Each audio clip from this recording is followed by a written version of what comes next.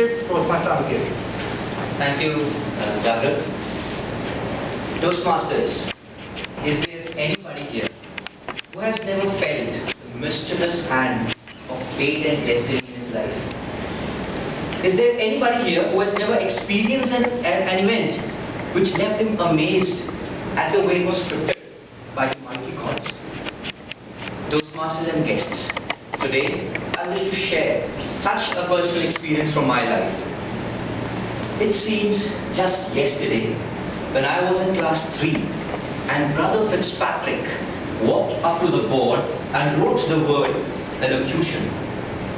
I confess, I did not clearly understand what it meant, but his grim expression showed me it was something very important. Toastmasters, in my school, the annual elocution contest was held in October each year. And from each class, one student recited prose and poetry, from Shakespeare to John Milton, from Robert Keats to Benjamin Franklin. Works of great people were recited with immaculate pronunciations, with beautiful expressions, with seesawing voice modulations. After 3 months of practice, reciting and re-reciting, those soldiers representing their classes spoke in front of an audience of 2,000 and did what was very difficult. In 1995, I took part in the first auditions. And after the audition result came out, I was told to sit back in the audience and support the best speaker of the class, Francis Matthew. I contested again the next year, and this time I was told to support Manuel Durango. The next, Avnish Nayar. The year 2001, 99, 98 were no different. From class 3 to class 9, on 7 different occasions, I tried to become the chosen one. But I wasn't the best. And for such an event, the best guy was chosen. I began to dream of being the person who could go to that poetic stage and speak. But it wasn't to be. I worked harder and harder each year, tried my level best at the auditions, but it so happened that these guys were always better than me. It so happened that the very last year of my school, the autumn of October 2008, I had this one final audition to give. And I was wondering, and I went to my old man, my dad, and I said, "Dad, this is my last chance." He said, "Ankit, don't worry, you give your best." I guess I played my part. And I was told this time that Nitin Thakkar will be the guy who will take the honors. I was actually very sad. I was very low on morale. I knew maybe I would become a great speaker one day, but then that school and that elocution contest, that person, I could not become. And those mischievous gods above were smiling. Toastmasters, but then they had a plan.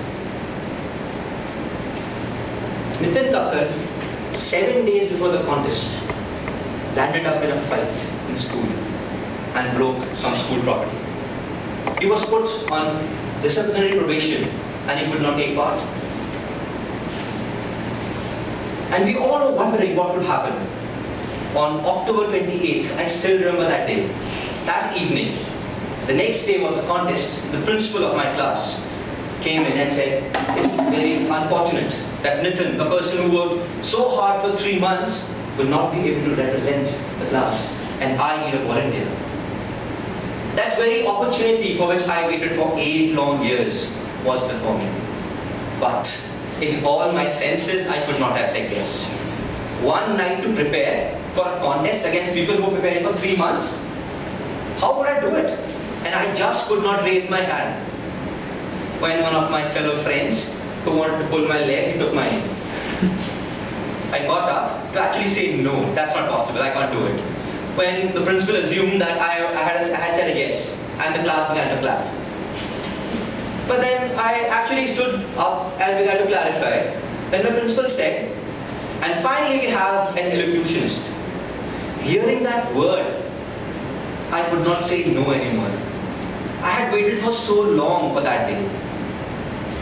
And I agreed to do what seemed actually impossible for me, or for matter any person of that school, at a contest which had such high stakes. It was grand, and the winners actually carried great reputation once they won that contest. They became all famous and popular. You know, they found their way easily into the school magazine and even local newspapers. The event was such of such a high standard that they invited prestigious people, the district magistrate, the police commissioner, to witness that excellent elocution contest. In such an event, with one night of preparation, 5 minutes later, I was given 3 pages, 21 stanzas, and 12 hours to prepare. I came to school the next morning, and each and every poster that I saw actually gave me jitters. I went to Brother Fitzpatrick. Brother, I cannot do it. I just cannot do it. Leave aside 21 stanzas, the whole night long. I kept cramming nervously, but I could not even learn 10. What should I do? Son, don't worry. All you need to do is go up there and give your best. I said, sir, I'm being very honest, I can't do it. I said, okay, I have a way through. You go up to the audience and say, I am a coward, and we let you go. Well, I couldn't do that either. The moment of reckoning did not take long to come. And there I was. I walked onto the stage. I stood with darkness all around me, spotlight on my face. I began. Do you remember an inn?